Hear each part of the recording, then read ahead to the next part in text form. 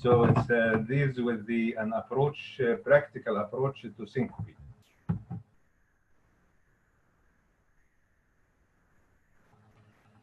Syncope is defined as abrupt, transient, complete loss of consciousness and postural tone with rapid spontaneous recovery in absence of features of alternative diagnosis. On the left side of the screen, you have a nice algorithm that belongs to the European Society of Cardiology. And you ask the first question, is there a loss of consciousness? If no, then you might be dealing with falls or altered level of consciousness. The second question, is it transit or rapid onset, short duration, and spontaneous recovery? If no, then you think of coma, aborted sudden cardiac death, or other situations. If yes, then you are dealing with either a traumatic condition or non-traumatic condition. If it's non-traumatic conditions, then the differential diagnosis falls between syncope, epileptic seizure, psychogenic, and rare causes like catalepsy and narcolepsy. Catalepsy is usually loss of postural tone and maybe consciousness in relation to emotional stimuli like laughing. And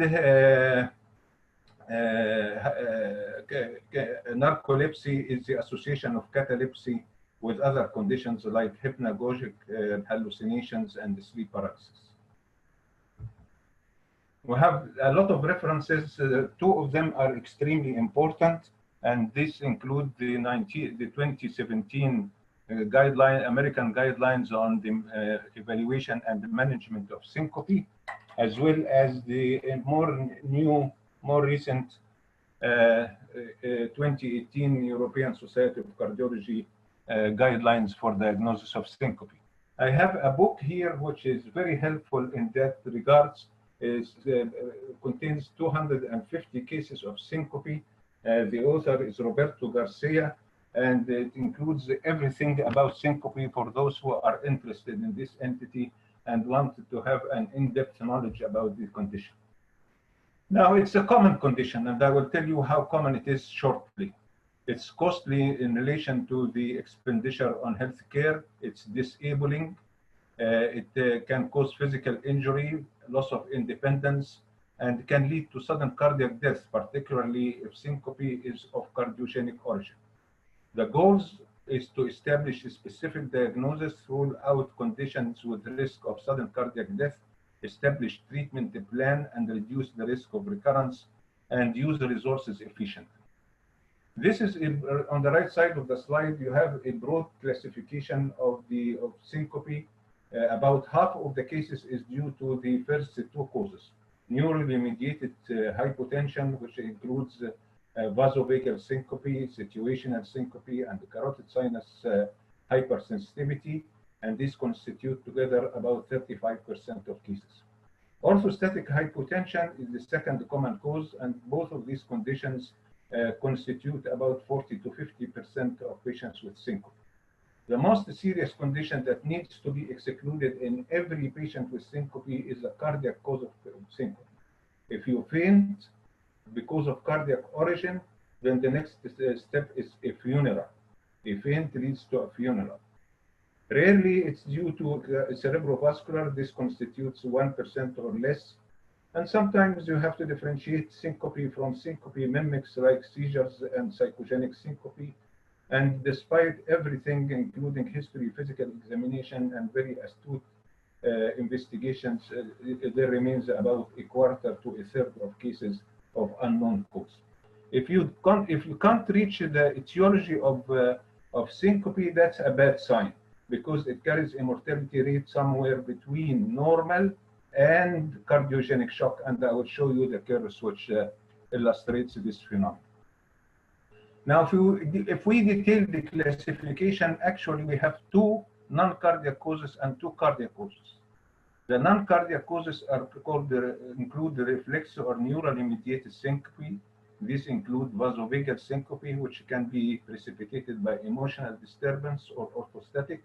Situational syncope, which is very similar to vasovagal, but is precipitated by cough, micturition, exercise, or some form of pain like glossopharyngeal neuralgia or trigeminal neuralgia, and carotid sinus syncope, which we will detail soon.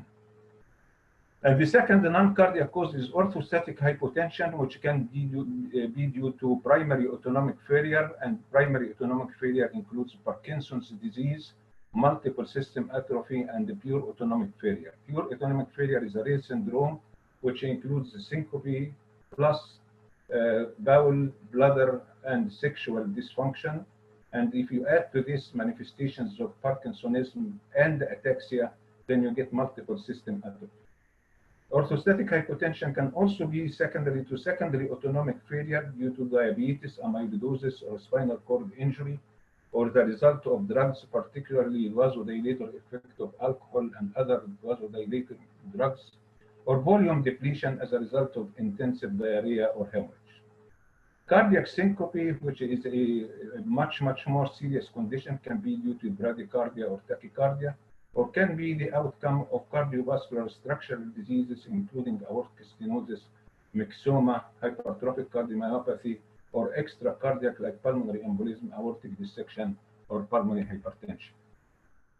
Now, these are two studies that are very often mentioned in the literature about the prevalence and the incidence of syncope. The prevalence was estimated in the Olmsted County in the region of the Mayo Clinic, and it tells that the prevalence of lifetime prevalence of syncope is about 30%. And the incidence here is a study of more than 7,800 patients from Framingham study, and the incidence is about 6 per 1,000 per person year. So as you see, it's a very common condition, and it's a very disabling condition. Now, these graphs compare the prognosis of normal individuals in yellow color here with normal individuals in black color here with vasovagal syncope. And as you see, the prognosis of patients with vasovagal syncope is exactly like normal. There is no excessive mortality when you diagnose vasovagal syncope. But in red, you have here cardiac syncope, and we can see it doubles the mortality of in patients with or having a cardiac cause for syncope. And in between, you have neurogenic syncope as well as syncope of undetermined etiology. So if you can't find a cause for syncope, that's an ominous sign because it tilts the balance towards a more drastic situation, going towards the poor prognosis of cardiogenic syncope. Syncope is common in the elderly, and it has another peak in the teenage. So it's a bimodal condition with one peak in ages and the other peak above the age of 65 or 70. It increases with age. It can be mistaken as falls because of retrograde amnesia of the event. There is a heightened concern about injury and disability and loss of independence. And there is greater incidence of carotid sinus hypersensitivity, which is defined as pauses of arrest of 3 seconds or more on carotid sinus mesh. It might respond to pacing, particularly specific forms of pacing that we will come to soon. And then in all the age, we have also to consider orthostatic hypotension, which might be existing with supine hypertension. Under these circumstances, you have to strike a balance between dropping the blood pressure by vasodilators and elevating the blood pressure by fluid loading and other conditions that are we going to mention. Well, of course, the priority will be given to the treatment of syncope, but at the same time, patients should be nursed in the semi-supine position, and the blood pressure should be measured in that situation. Pyridostigmine, by blocking the sympathetic nervous system and enhancing vagal activity, is specific for the combination of orthostatic hypotension and systolic hypertension in the same patient. Now, having said that, we move to question number 1. A 25-year-old woman presents to you with recurrent syncope. She is getting palpitation during piano playing, and she gets often fainting attacks during the concerts.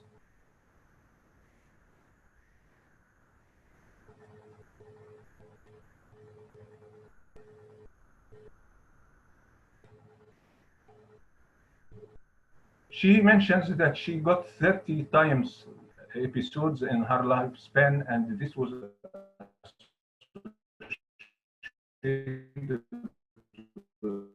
prolonged prodrome of lightheadedness after the spells, and she has no tongue biting or other physical injury. Physical examination and the ECG is normal.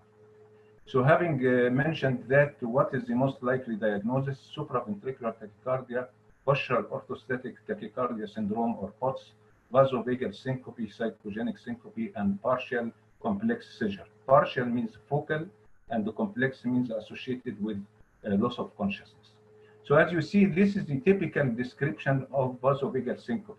You get a young age, you get frequent attacks, you get prodroma, which is prolonged, and the prodroma is usually associated with palpitation, nausea, and sweating, and you don't get a fatigue or a prolonged after effect of the condition. Physical examination and the cardiac examination must be normal in these individuals.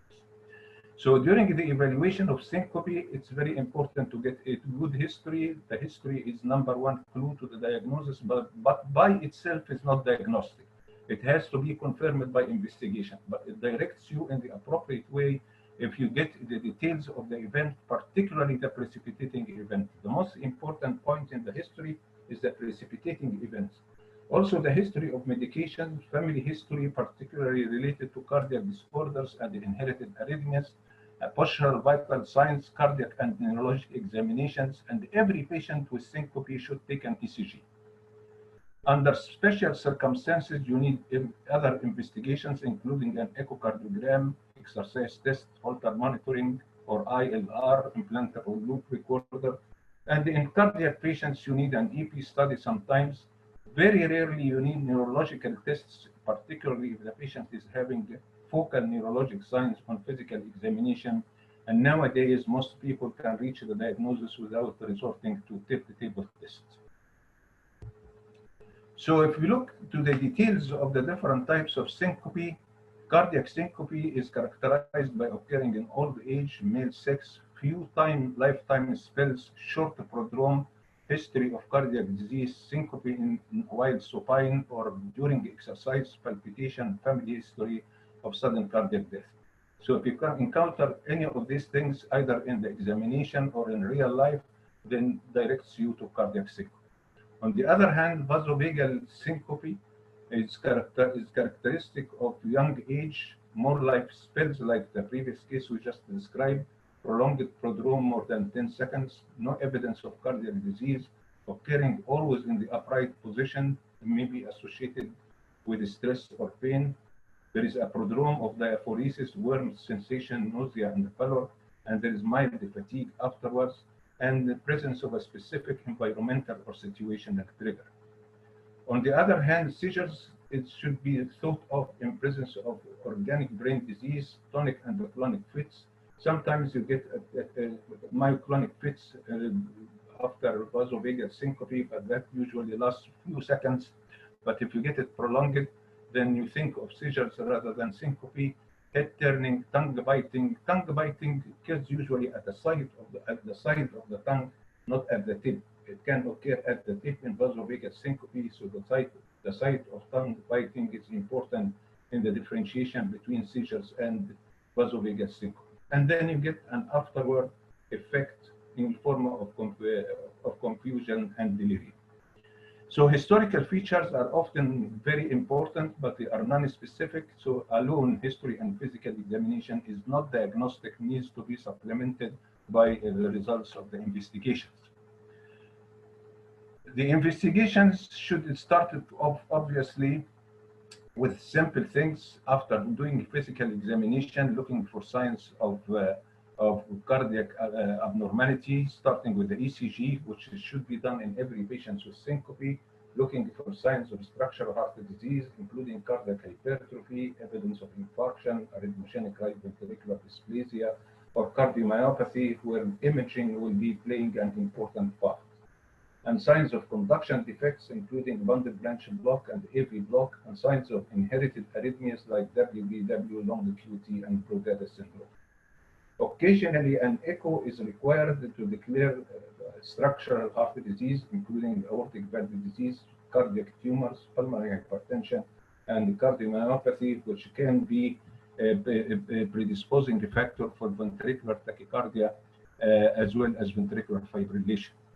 And here we get the value of advanced imaging, including cardiac CT and MRI, which by tissue characterization can help the diagnosis of conditions like ischemic cardiomyopathy and non-ischemic cardiomyopathy, including infiltrative disorders, inflammatory disorders, genetic disorders. An important cause of syncope is coronary artery anomalies, now easily diagnosed by CT and MRI, and we'll come to that. Valvular heart disease, myocarditis, and fibrosis due to toxins like alcohol and cocaine, and long-standing diseases like hypertension and diabetes mellitus. All of this needs imaging to verify the diagnosis and help establish the condition. Now, this is an MRI 2-chamber view and 4-chamber view. Even without having it in real time, you can see that there is no thickening in the apex in the 4-chamber view here, and also in the anterolateral and the apical part here. What we are looking for here is not movement, it's tethering, it's thickening to avoid the phenomenon of tethering. So dilatation of the ventricle, segmental wall motion abnormality, even in a static picture, will be helpful to declare an underlying cardiac condition. Under these circumstances, ventricular tachycardia will be the foremost differential diagnosis in this condition. One important thing here is that this MRI, there is no contrast needed. It's the rapid flow of the blood which creates the contrast by itself, so it saves the patient the risk of having a contrast. And the axial view is extremely important in diagnosing conditions related to syncope, because as you see in the upper panel here, these are axial cuts, transverse cuts across the torso or the human body, starting from the base of the heart and going down to the diaphragm. And as you see here, behind the sternum, you can see the right ventricular and the right ventricular outflow tract and the right ventricular body itself. And also posteriorly, you see the left atrium and the pulmonary veins. So here the sternum, unlike with echo, does not obscure the depiction of right ventricular structures. And this is even more easily seen, right ventricular morphology, with the sagittal view. With the sagittal view, the sternum again does not produce any hindering effect on imaging the right ventricular outflow tract, the pulmonary artery, and as well you can see the outflow tract of the right ventricle for the diagnosis of condition like arrhythmogenic right ventricular dysplasia. Now, this is arrhythmogenic right ventricular dysplasia with the Hopkins criteria, major criteria and minor criteria. Remember, we concentrate essentially on dilatation and areas of dyskinesis in the right ventricle. We are not concerned with fat infiltration, because although fat infiltration is a major criterion and to a less extent minor criterion, but it is fat infiltration by biopsy, not by imaging. So by imaging, we concentrate on right ventricular dilatation, right ventricular dyskinesia, decreased fractional area change, and these are the figures which are considered as major criteria, and they are the same as minor criteria but less intense. So the diagnosis depends on the presence of two major criteria or one major criteria and two minor criteria that leads to a definitive diagnosis, borderline diagnosis, one major and one minor, or three minor, and possible diagnosis, one major and two minor. Anomalous coronary artery imaging. In the past, we used to make a lot of tricks during cardiac catheterization by putting a catheter in the aorta and another in the pulmonary artery and angulating the tube in different positions, particularly the left oblique cranial angulation, but it was a cumbersome process. Now we can easily diagnose these conditions by MRI and CT. CT is more important in depicting the degree of stenosis, but the origin of the vessel is more clarified by MRI. And if you look into this axial position here, is the left main coronary artery passing behind the pulmonary artery and the aorta, and bifurcating into the LAD, moving towards the apex, and the circumflex moving posterior. And as I mentioned before, this kind of imaging supersedes cardiac catheterization in depicting not only the arteries, but as well the veins. So this is the great cardiac vein going into the coronary sinus. If you make some angulation with the axial view, you can see the origin of the right coronary artery and as it moves around the right part of the AV groove and the posterior part of the artery. What we are looking for is to find any vessel between the pulmonary artery and the aorta. So long as you are posteriorly or totally anteriorly, you are safe. Otherwise, you have to interfere. So imaging can be helpful in detecting various forms of cardiomyopathy, which predispose to ventricular tachycardia, as well as conditions like anomalous coronary arteries, which can be a common cause in the relatively young people for syncope. Question number 2, 75-year-old man with hypertension, diabetes mellitus, having a prior myocardial infarction, left ventricular ejection fraction of 40%, presents with sudden loss of consciousness. He has no angina or congestive heart failure. Medications include metoprolol, glyburide, metformin, aspirin, and lisinopril. Physical examination shows a heart rate of 52, blood pressure 150/70. There is a right carotid bruit. ECG shows sinus rhythm, prolonged PR interval, and right bundle branch block with normal axis. The question is, what's the best next appropriate step in the care of this patient? Carotid Doppler study, diagnostic electrocardiographic study, electrophysiologic studies, cranial MRI, insertable loop recorder, or tilt table test. Now, as you see, this patient is in contrast with the first patient, which was a vasovagal syncope. This is a highly suspicious cardiac condition, old age, male sex. Patient is having previous myocardial infarction, low ejection fraction, but not very low to justify ICD. If he is justifiable for ICD, then you don't need to make electrophysiologic studies. But this falls between the range of 35 to 45. So this is the indication for electrophysiological studies. In addition, this patient is having conduction defects in the form of prolonged PR and a right bundle branch block. Carotid problems cannot cause syncope except extremely rare. So the presence of a carotid bruit shouldn't distract you from more serious diagnosis. So the answer, the carotid Doppler study, this is the wrong answer. Cardiac electrophysiology study, this is the ideal candidate for cardiac electrophysiological studies. You don't resort to imaging of the brain except when you have clinical evidence of focal neurologic signs. Implantable loop recorder after excluding the patient, excluding a serious cardiac condition. You can implant a loop recorder, send the patient home, and then he dies from ventricular tachycardia. You should verify the absence of this by electrophysiological study before submitting the patient to prolonged monitoring. And the tilt table test is indicated essentially when you have a suspicion of vasovagal syncope, but you have no confirmation of that. So this is obviously not the case in this condition.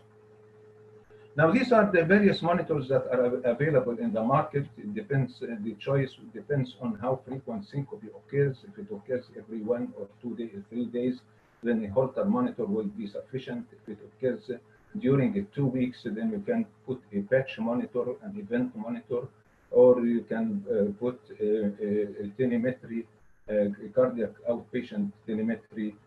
All of these can be very helpful for syncope, which occurs every 1 or 2 weeks.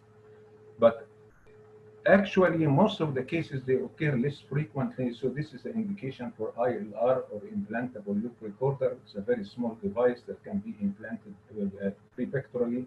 Now, it's so small that it can be injected by a syringe. It has no leads. There is very low risk in implanting it. It can last for 3 or 4 years. It's wireless. It can be activated spontaneously with the occurrence of arrhythmia when it detects 2 minutes of recording before, during, and after the arrhythmia that will be displayed. And there is a very effective atrial fibrillation detecting algorithm. If you look into the left side of the slide, here you will find that this patient was having sinus rhythm, and suddenly he developed wide complex ventricular tachycardia, which was responsible for the syncopal effect. This is another patient which had electrophysiological study which was negative, but during ILR monitoring, he developed paroxysmal heart block, which was not detected during electrophysiological study. Now, there is a small study which is frequently quoted in the literature called the DRAST study. which supports the use of ILR very frequently in these patients. And unfortunately, we don't have a good access for ILR locally here in Egypt. It's available, but not readily available. So this is a small number of patients of 60 patients that were randomized into two arms. One arm was a conventional monitoring. These patients had a 2 to 4 week event monitoring, a table test, and an EP study, and the other had an ILR. And it turned out that the diagnosis was obtained in 47% of patients in the ILR group versus just 20% in the patients who had the other investigations, which is called in this study as conventional investigation. So this shows the importance of having the ILR. Now, the indications for electrophysiologic study should be prudent.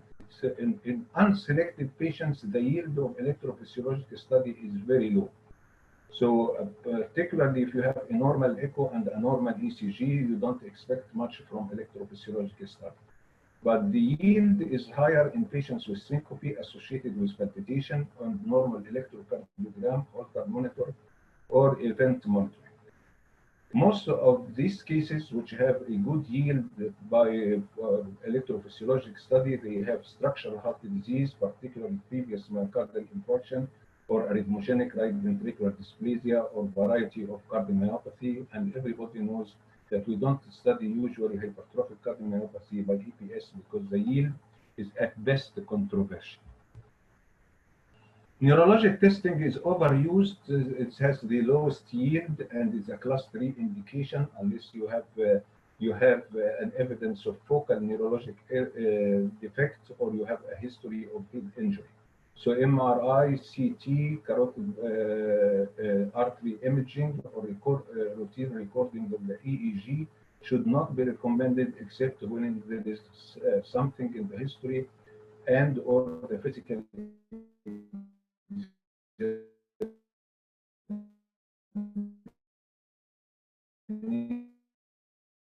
that points to a neurologic problem. Otherwise, the yield would be. Ketaber test is very, very infrequently used nowadays because most of the diagnosis of vasovagal syncope can be established by other means, particularly the history of the patient. It was introduced in 1980. The patient lies on the table and his foot is supported. He is strapped to the table so as not to fall. And he is connected to an electrocardiographic monitoring and some form of a monitoring device for the blood pressure. And the protocol starts with carotid sinus massage. If the carotid sinus massage didn't yield anything, then you tilt the patient for 20 to 45 minutes upright, 60 to 70 degrees from horizontal. Now, if there is no change, what we are looking for is a reproduction of symptoms, the reproduction of the syncope, and find out whatever is associated with this syncopal episode. If there is no change, then we challenge the patient with isoproterenol or nitroglycerin for additional 10 to 20 minutes. There is variable sensitivity depending on the type of the study from 60 to 90, but the outcome is to reproduce the symptoms. And the associated findings include these changes. The vasodepressor effect, which is significant fall of the blood pressure with minimal change in the heart rate. Cardioinhibitory effect, which is essentially lowering of the heart rate without a fall, that leads to a fall of the blood pressure, or more commonly a combination of both.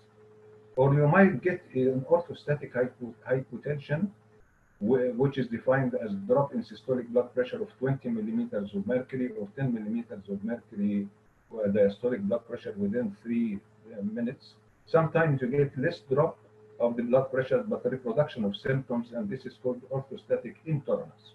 Or you get POTS, which is postural orthostatic tachycardia syndrome, which is defined as increasing the heart rate by more than 30 beats per minute without hypotension. Or you might not get anything except syncope. Under these circumstances, the condition is known as psychogenic or pseudo-syncope, in which syncope occurs without a change in the heart rate or the blood pressure. So this slide shows the theoretical basis of the vasovagal syncope. The upright position will result in decreased venous return, which leads to a drop in the blood pressure. At the same time, it results in underfilling of the ventricle. The drop in the blood pressure increases the surge of catecholamines, which forces the contraction of the ventricle against an empty cavity because it's underfilled. And this sends afferent vagal fibers to the brainstem, where vagal efference results in drop in the heart rate, and sympathetic withdrawal results in vasodilatation.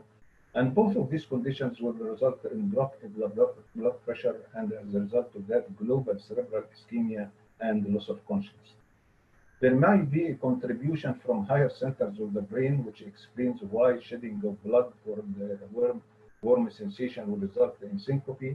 It might also be related to neurohormonal activations as well as genetic factors as well. Now, the indications for the tilt table test, according to the latest guidelines, is that it's indicated when there is a suspicion of vasovagal syncope, but it's not confirmed. It's also indicated if you are suspecting a delayed orthostatic hypotension that might occur not after 3 minutes of standing, but after 5 or more minutes. It's also helpful in distinguishing convulsive syncope from real epilepsy. And it's also helpful to establish the diagnosis of pseudosyncope, in which syncope is reproduced, but there is no vital sign changes, no hypotension, and no bradycardia.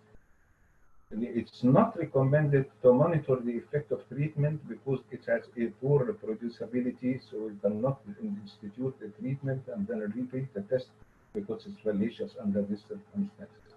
One important caveat is that a positive tilt table test should not dissuade you from a serious diagnosis like a cardiac syncope. So you use it only after excluding a cardiac condition, and in conditions in which you have one of these conditions that are being suspected but not confirmed. But anyhow, most of the time we don't need it. Question number 3. A young healthy woman presents for evaluation for several lifetime episodes of vasovagal syncope. She recently fainted during a high-stress job interview. Last prior episode occurred 6 to 7 years ago. A tilt table test showed a mixed response with a maximum 5-second pause during the syncope. Which of the following is the most appropriate initial treatment? Sertraline, lodricordazone, metoprolol, permanent pacemaker, or increased salt intake? The correct answer is the last one, because most of the evidence is in favor of this. There is small evidence in favor of the SSRI, and there is also small evidence in favor of lodricordazone. There is no evidence to support the use of beta blocker, and I will indicate you the different studies which tells you about the indication of permanent pacing in these conditions.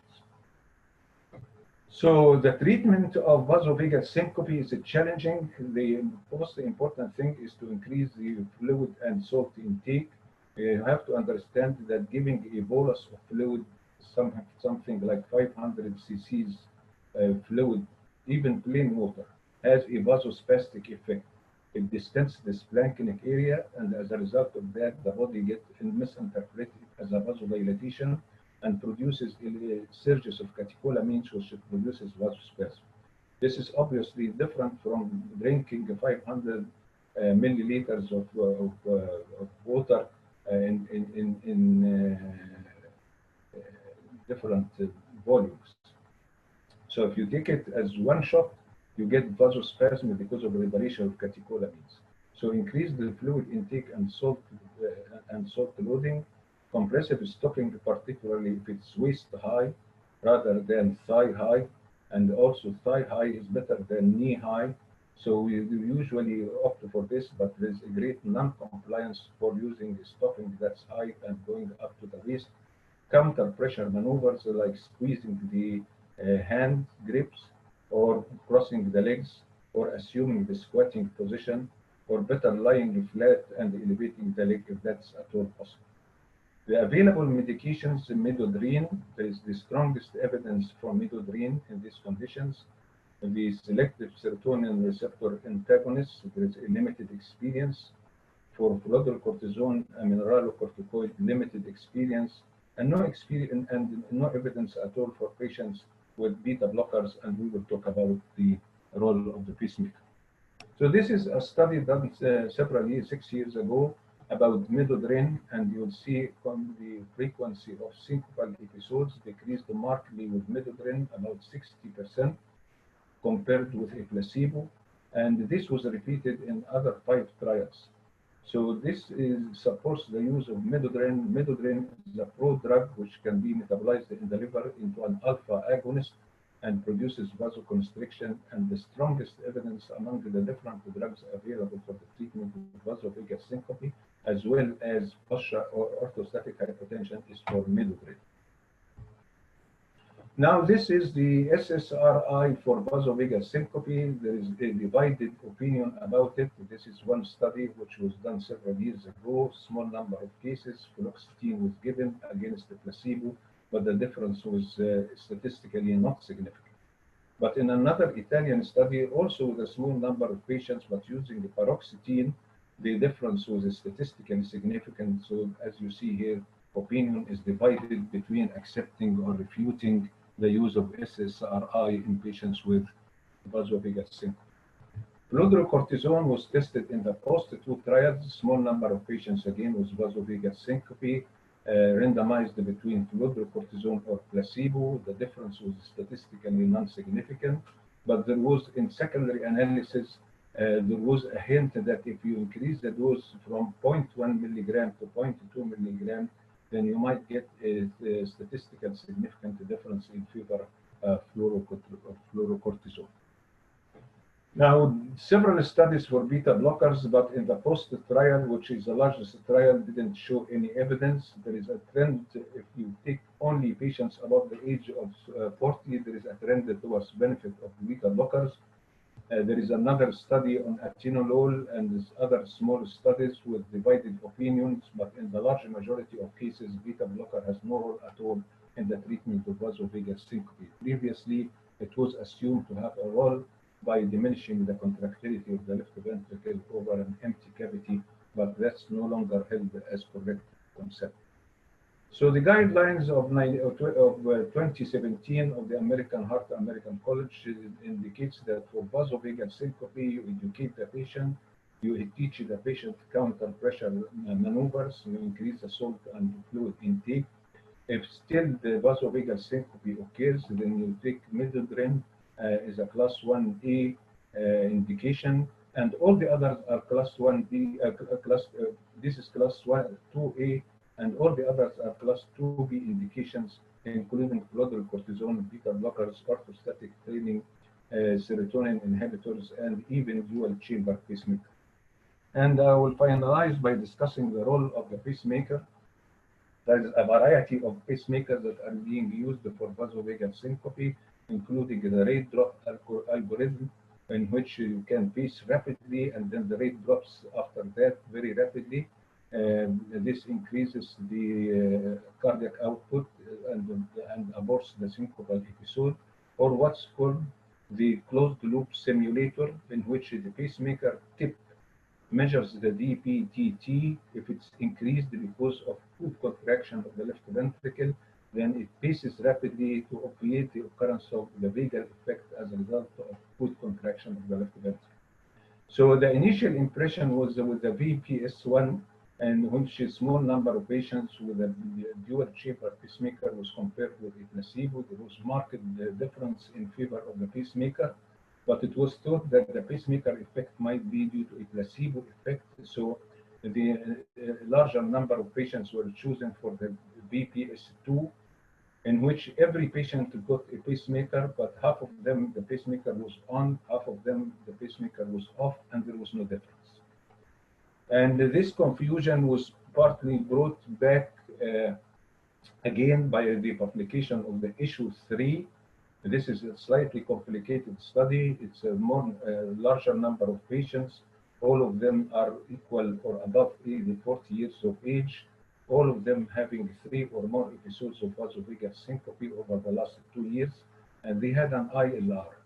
And after having the ILR, patients that had 3-second asystole with syncope or 6 seconds of systole without syncope, all of them had a pacemaker. Half of them had the pacemaker on, and half of them have the pacemaker off.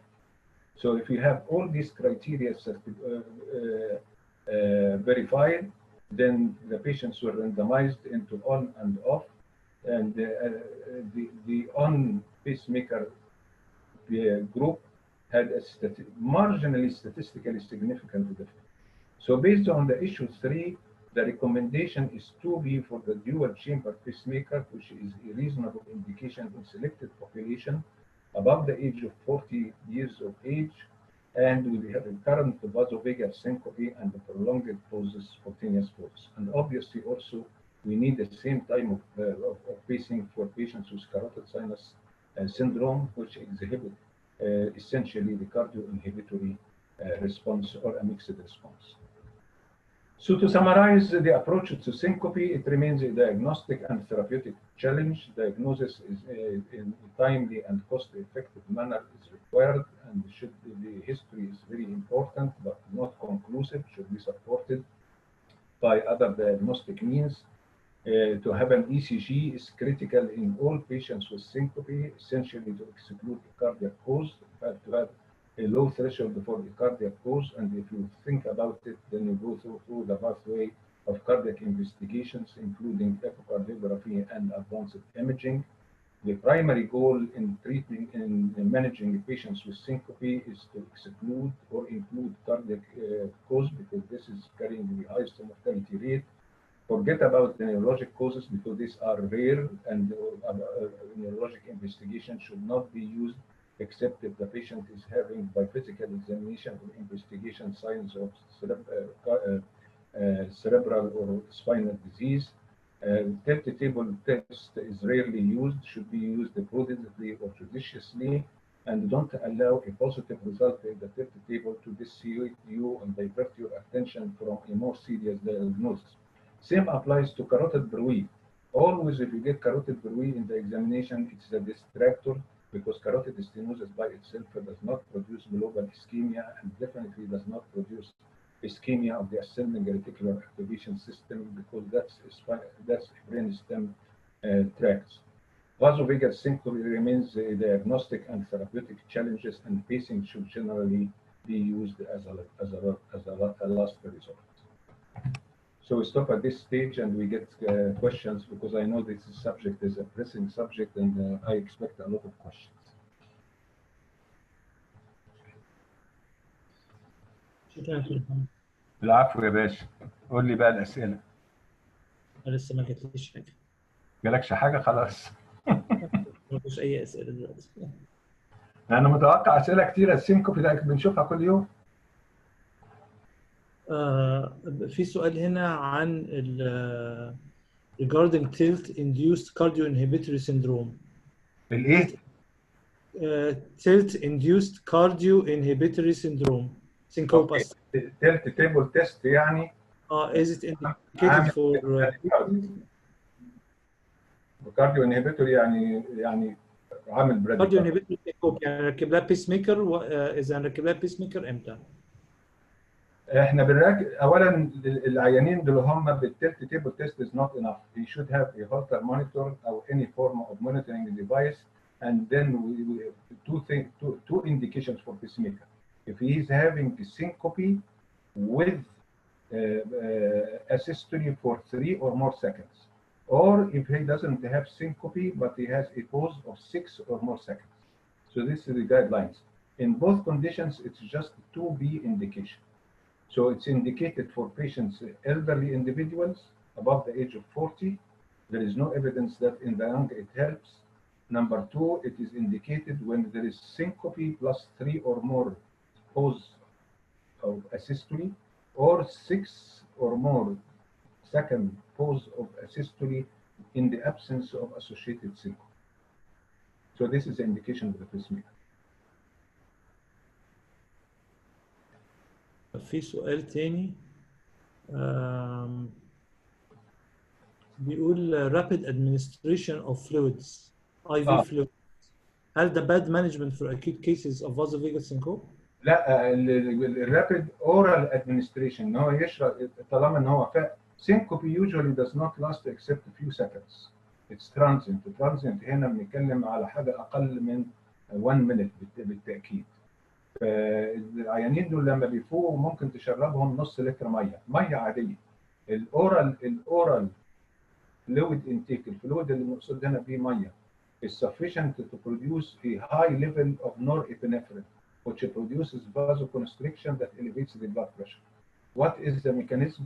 The mechanism in هو sudden distension of the splanchnic area, splanchnic circulation is misinterpreted by the brain as vasodilatation. So it pulls catecholamines from the sympathetic nerve endings and the adrenal, and this produces peripheral vasoconstriction to elevate the blood pressure. ده غير ان هو يشرب 5 كوبايات ميه، كل كوبايه فيها 100 سم، دي مختلفه عن دي مش هترفع البلاد بريشر. فهو مجرد الميه دي هي اورال انتيك.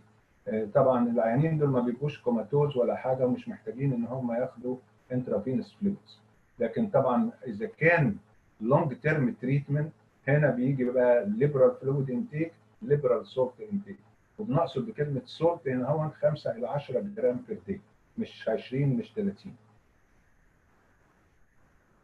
طيب هو في سؤال تاني عن الكومبريشن ستوكينجز اللي بتستخدم في الفازو فيجاس سينكوب، هي دي بتاعت الفاريكوز فين؟ الكومبريشن ستوكينجز فيري هيلبفول، لكن الكومبلاينس بتاعها ضعيف جدا، لان اللي احنا عاوزين نركبه عباره عن كومبريشن ستوكينجز وصل لغايه الويست عشان يكمبريس السبلانكنيك اريا از ويل. اذا ما قدرناش يبقى مش اقل انه واصل لغايه الثاير. عاده الكومبريشن ستوكينجز دي بتبقى جراديويتد كومبريشن ستوكينجز بتبتدي بين 20 ل 30 ملم اوف ميركل داون and then goes up as you move up، تخف شويه شويه عشان to help moving the blood. So if the patient can tolerate it, this is a very helpful thing to obviate the occurrence of syncope، واحنا بننصح بيها العيانين، بس لازم يبقى prescription يعني ايه؟ تقول له how high وايه البريشر اللي انت عاوز تابلاي. ما تقدرش تكتب compression stocking بس، لان compression stocking ممكن تديله واحد بتاع الدوالي مش هيعمل حاجه اللي هو واقف عند الني، لكن اللي بنتكلم عنه at least thigh high او abdominal high. وusually the pressure which we select is 20 to 30 millimeter of mercury at the lower end at the gaiter area يعني الحته اللي حوالين الميديال واللاترال malleolus, and then it gradually decreases as we move up towards the end of the hose.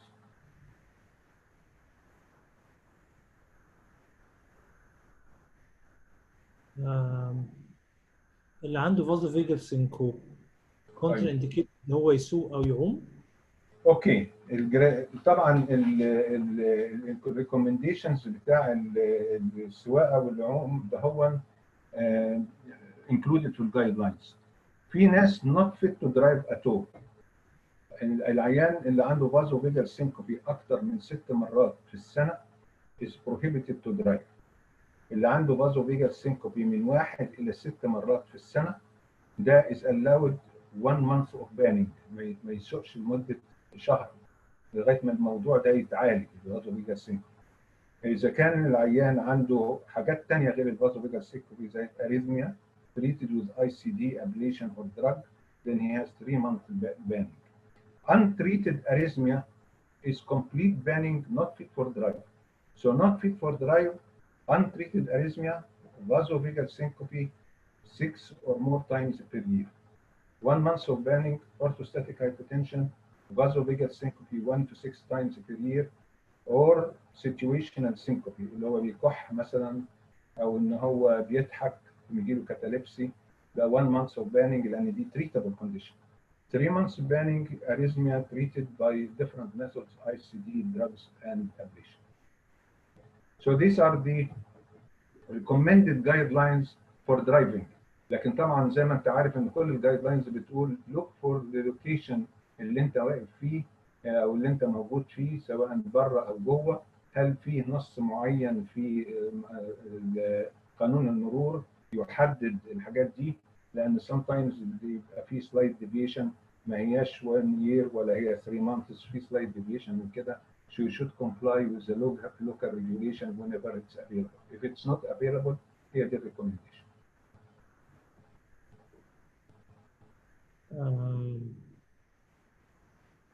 إذا واحد بيشتكي من dizziness, sweating او نوزيا لما يجي يقف وهو قاعد يعني، بس مفيش postural hypotension. ده diagnosis ازاي اول حاجه العيان لما يقول كلمه ديزنس يستوضح منه يعني ايه ديزنس، لان ديزنس دي ممكن يعني بيها فينتنج، وممكن يعني بيها فيرتايجو، وممكن يعني بيها سنس اوف امبالانس. فاول حاجه يستوضح يعني ايه انه دايخ. كلمه دايخ دي اللي احنا بنسميها ديزنس اوبن اذا كان في سنس اوف روتيشن او هالوسينيشن اوف موفمنت. هالوسينيشن اوف موفمنت ده مش ضروري يكون روتيشن. الروتيشن ده عباره مثلا السرير اللي هو قاعد عليه بيطلع ناحيه السقف، او الحيطه بتقرب منه، او الارض بتطلع لفوق. كل دي هالوسينيشن اوف موفمنت، دي فيرتايجو. الفيرتايجو اكستريملي رير انها تبقى كاردياك انرجي. كل حاجه طبعا ممكنه لكن اكستريملي رير. نيجي للنقطه الثانيه انه هو بيشعر بفينتنج. الفينتنج دي بقى اسمها بري سينكوبي.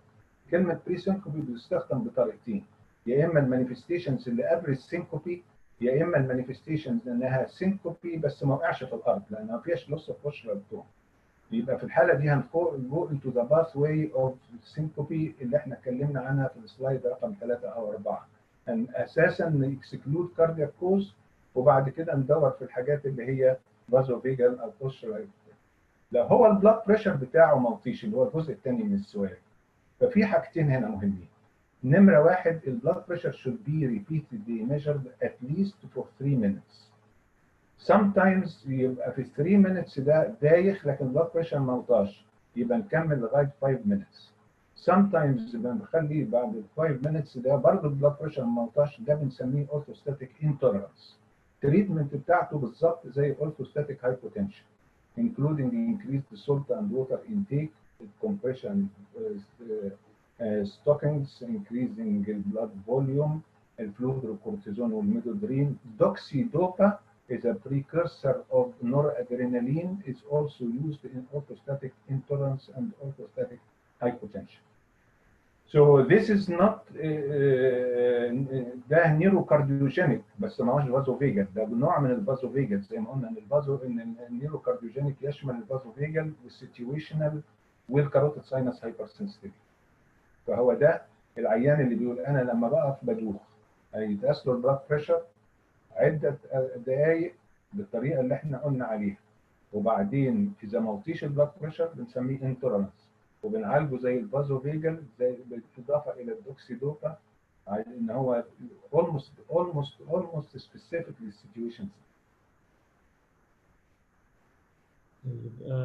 في حضرتك برضك adenosine test in selecting patient candidates for pacing in case of syncope. الادرينالين تيست والادينوزين تيست. انا عارف الادينوزين، انا عارف. في حاجه اسمها الادرينالين تيست والادينوزين تيست والحاجات زي كده، دي كلها كانت بتتعاطى كتشالنج على التيلت تيبل تيست. they are no longer used. اللي بيستخدم اساسا هو النيتروجليسرين.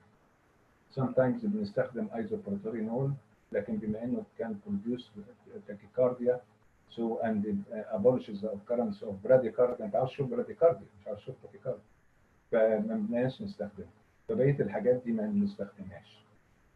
افتر اول ادينوزين احنا بنستخدمه اساسا to induce atrial fibrillation, so we don't want to confuse ourselves من العيانين. يعني مثلا العيانين اللي عملوا لهم ablation by excluding the pulmonary veins, we challenge them by adenosine shortens the atrial refractory period predisposed to the occurrence of atrial fibrillation. So it can produce heart block from activation of the A1 receptor and can produce atrial fibrillation because of shortening of the atrial refractory period. Both situations are not welcome during the table test, so we don't use adenosine and we don't use adrenaline as provocative test. كان في مقالة قريبة في السيركوليشن على ان التلت تيبل تيست is completely banned وما عادش ليها أهمية وممكن ينتج منها مشاكل وكونترا انديكيشن في الاوبستراكتيف كاردياك كونديشن. اوبستراكتيف كاردياك كونديشن بتشمل severe mitral stenosis, severe aortic stenosis, obstructive coronary artery disease and tumors. لكن هي ما زالت في الجايد لاينز بتاع 2017 و2018 عشان كده انا اتكلمت عنها.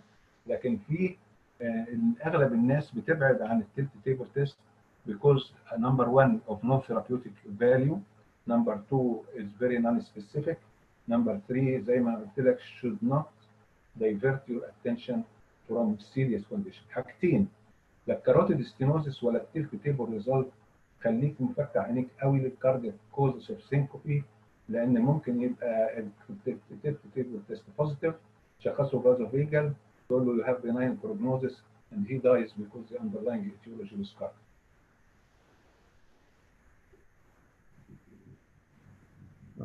مفيش اسئله ثانيه يا دكتور محمد. ماشي يا باشا، هنبتدي الكونجنتال هارت ديزيز المره الجايه، دي محاضره صغيره كده اهو نختم بيها الاريزميا، واي هوب انها كانت يوسف. شكرا جدا دكتور محمد، شكرا جدا. صباح الخير جميعا. يا اهلا وسهلا.